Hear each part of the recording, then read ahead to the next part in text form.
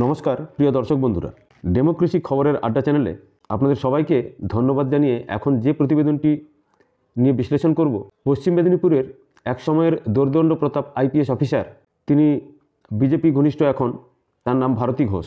এক সময়ে যিনি মমতা বন্দ্যোপাধ্যায়কে মা বলে সম্বোধন করেছিলেন এবং পরবর্তীকালে কোনো এক অজানা কারণে তিনি তার পুলিশ অফিসার থেকে রিজাইন দিয়ে পরবর্তীকালে বিজেপিতে যোগদান করেছিলেন। এবং সেই সময়ে বিজেপিতে যোগদান করার পরে শোনা গিয়েছিল যে তার বাড়ি থেকে তল্লাশি চালিয়ে কয়েক কোটি টাকার সম্পত্তি অর্থাৎ সোনা এবং ক্যাশ টাকা উদ্ধার করা হয়েছিল।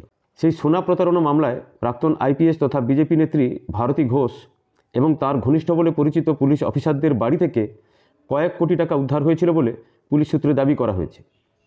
সেই টাকা রাখা ছিল ঘাটাল মহকুমা অফিসের ট্রেজারিতে, কিন্তু সূত্রের খবর বন্যার জলে সেই টাকার একটা অংশ নাকি নষ্ট হয়ে গিয়েছে। আর টাকার অঙ্কটাও নেহাত কম নয়, প্রায় 2 কোটি টাকা। সংশ্লিষ্ট সূত্রের খবর যে মামলার সূত্রে বাজেয়াপ্ত টাকা বন্যার জলে কিভাবে নষ্ট হলো এবং তাতে কি কারো গাফিলতি ছিল, এবারে সেটা নিয়ে তদন্ত শুরু করেছে সিআইডির পদস্থ আধিকারিক কিছুদিন আগে ঘাটালে এসেছিলেন। তবে এ বিষয়ে সিআইডির কেউ মুখ খুলতে চাননি। যদিও ঘাটাল ট্রেজারিতে থাকা বাকি টাকা মেদিনীপুর আদালতে সরানোর প্রক্রিয়া ইতিমধ্যেই শুরু হয়েছে।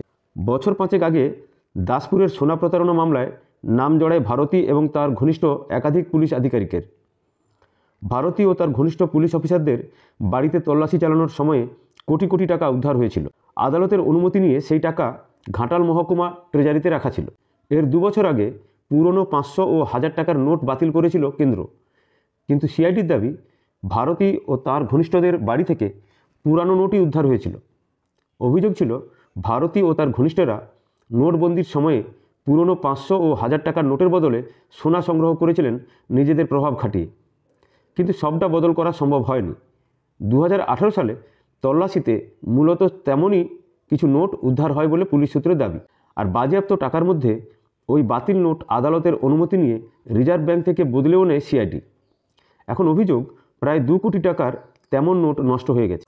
আদালতের অনুমতি নিয়ে ওই নষ্ট হয়ে যাওয়া নোট উদ্ধারে সক্রিয় হয়েছে ইডি।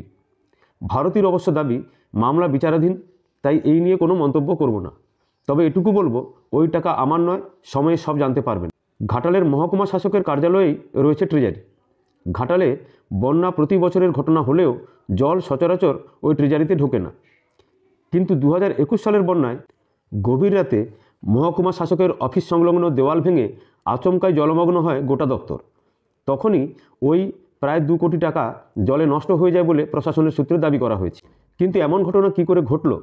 বন্যার জল ট্রেজারিতে ঢোকার পরেই বা প্রশাসন কতটা তৎপর হয়েছিল, সেই সব প্রশ্ন ইতিমধ্যে উঠতে শুরু করেছে। পুলিশ সূত্রে কিন্তু অভিযোগ করা হয়েছে যে নোটবন্দির সময়ে পুরনো 500, 1000 টাকার নোট দিয়ে চড়া দামে সোনা কেনার চক্রের সঙ্গে জড়িত ছিলেন ভারতী এবং সেই সঙ্গে ঘাটাল ও দাসপুরের প্রাক্তন ওসি এবং সিআই সহ বেশ কয়েকজন। সবাই এখন জামিনে মুক্ত। তখন সোনার গহনা ছাড়াও উদ্ধার হওয়া টাকা গুনে দেখা গিয়েছিল তার অঙ্ক কম বেশি 6 কোটি টাকা। আদালতের অনুমতি নিয়ে ট্রাঙ্ক ভর্তি সেই টাকা রাখা হয়েছিল ঘাটাল ট্রেজারিতে। তবে মামলাটি এর মধ্যেই ঘাটাল থেকে মেদিনীপুর আদালতে স্থানান্তরিত হয়েছে। আর অভিযোগ প্রসঙ্গে ভারতী দাবি করেছেন যে ওই টাকা আদৌ তার নয়। এখন দেখার যে এই বিষয়টির মধ্যে কী ঘটনা ঘটে রয়েছে বা কী ঘটনা জড়িয়ে রয়েছে, সেদিকে আমাদের নজর থাকবে। অবশ্যই চ্যানেলটিকে ভালো লাগলে লাইক এবং সাবস্ক্রাইব করবেন। ধন্যবাদ, নমস্কার।